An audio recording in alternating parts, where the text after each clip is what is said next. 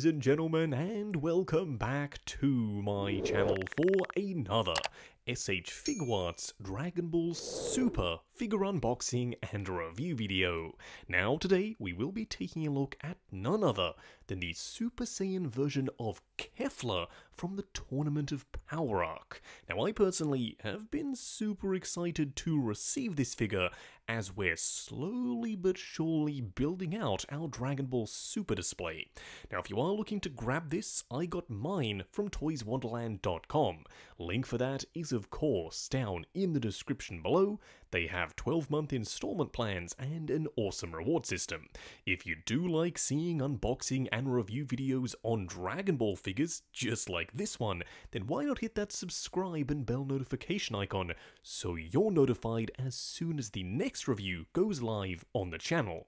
What we are going to do now though is get the box laying flat in the light box and do the unboxing. Here of course we have the box art, and it's done in the usual Figuarts style. An open window showcasing the figure inside, an image of her on the front of the box, a couple more done in grayscale, and then a bunch more on the back showcasing various poses, and yes, some energy effects. You'll know that that's been my biggest pet peeve with this line. I think that they don't come with anywhere near enough effect pieces. It's a big part of the show. But with Kefla, it seems they've gone all out. First in-hand impressions are, this feels like a very top-heavy figure because of this massive hairpiece. Fingers crossed this figure can actually stand up. We'll find out a little bit later on.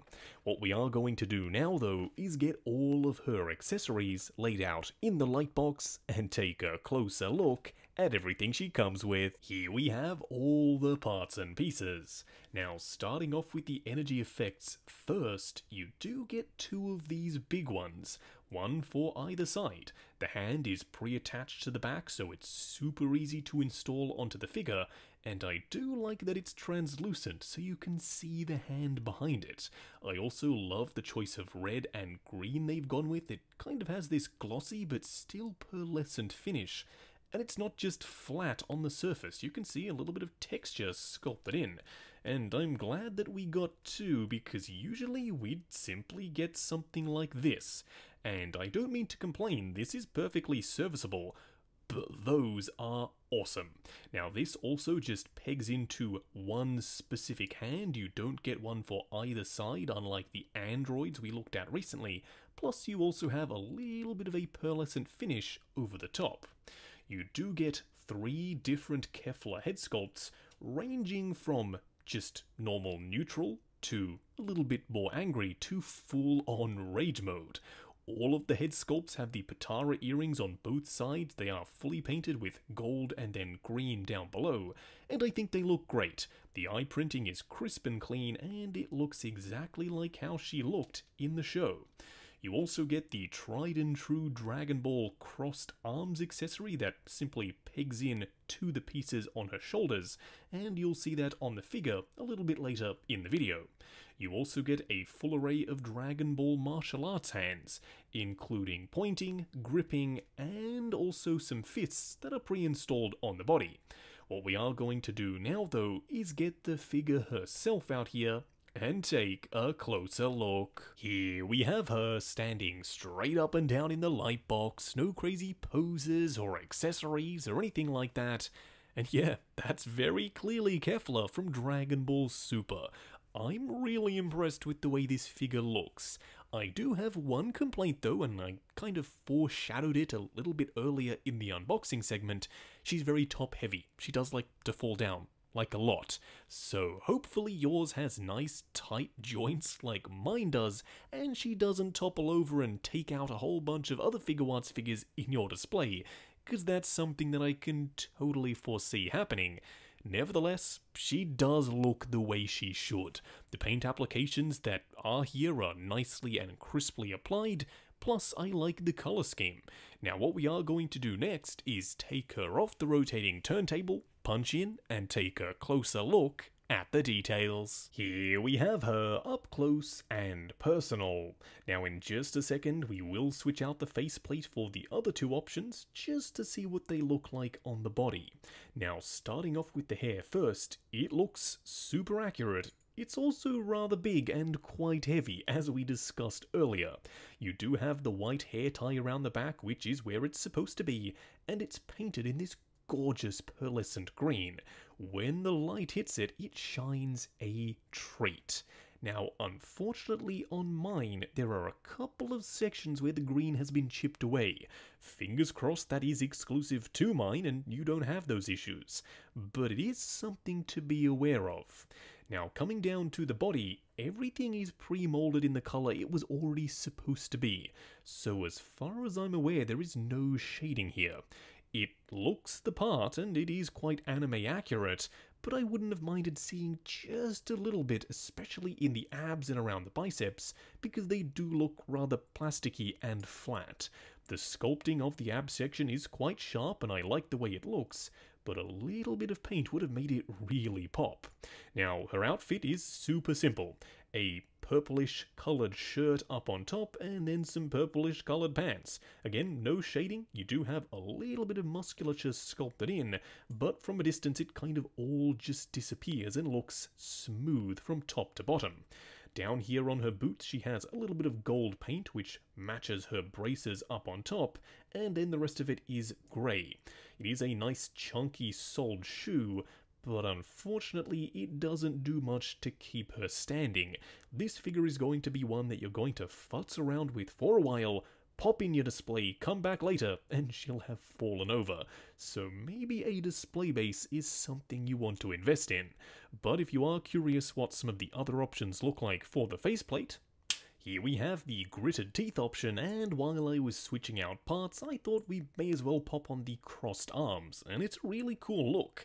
They fit perfectly around the upper torso, and while it is a little bit of a chore to peg them in, when they're on there they are nice and secure. As for the faceplate itself, this one isn't my favourite of the three. In fact, I am leaning just towards the neutral one with the crossed arms in the display. I think that might be my favourite look, but I am curious. You'll have to weigh in the comments section down below. This is a pretty darn awesome option as well. People scream a lot in Dragon Ball, so this makes perfect sense. You can have her going all out rage mode with the blast effects in hand, and we will be doing that by all means towards the end of the video.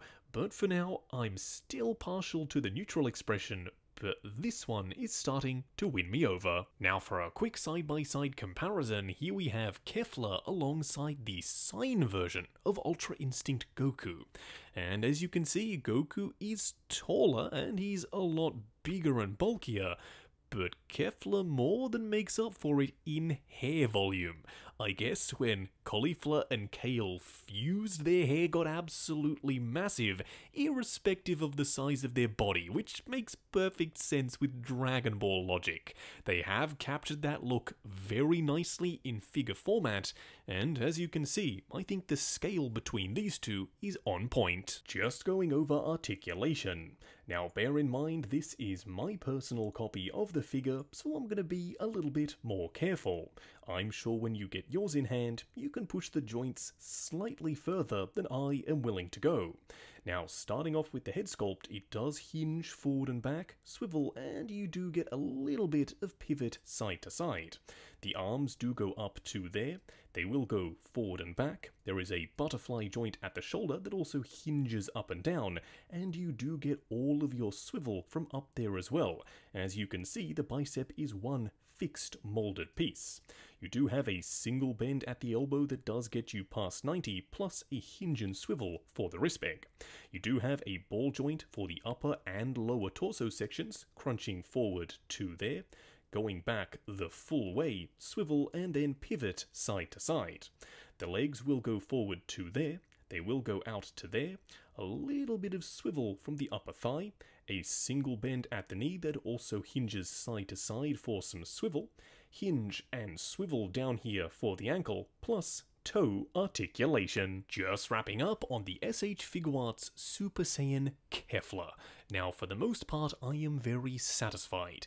Is she perfect? No, let's get the bad stuff out of the way first. Somehow, someway, they should have made the head lighter. Throughout all of the stages of production and prototyping, no one ever thought to say, hey, why don't we try and make her head a little bit lighter, because she's on a very narrow-framed body. It's a quite lightweight body as well.